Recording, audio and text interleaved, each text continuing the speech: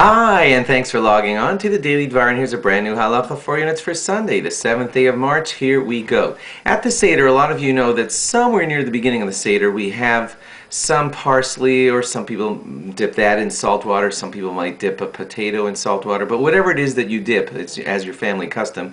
It is called karpas, and we do make the bracha of borei pri ha'adama before we eat that piece of vegetable, parsley or potato or whatever it is that you use. Dipping it in salt water, of course, represents the tears that all the Jews cried during the hard work in Egypt. But here's the law for you today.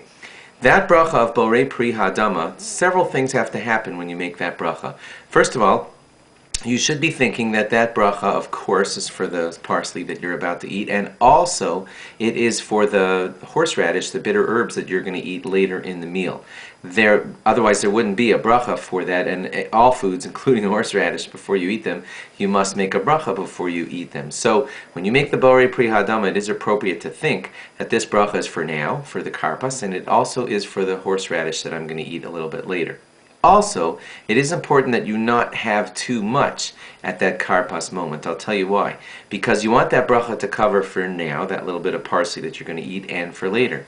If you were to eat a large amount of potato or parsley, like let's just say half a potato or more, then you would actually need to make a borei nefashos at the end of eating that, as you do whenever you eat a goodly amount of food. So it is actually appropriate to, on purpose, eat too small an amount of that food so it won't need a bracha after it. So the parsley, just a nibble, the potato, just a nibble of it. It's okay if it doesn't have to be microscopic, but like just not half a potato. Should be just a little tiny bite of potato. That way no bracha is needed afterwards.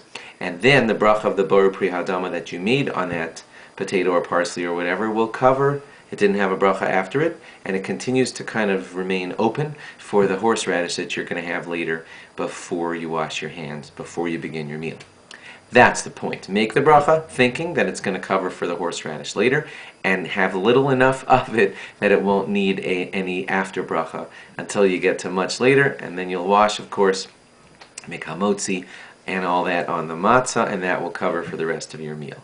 Thanks for logging on. Log on again tomorrow for more. Bye-bye.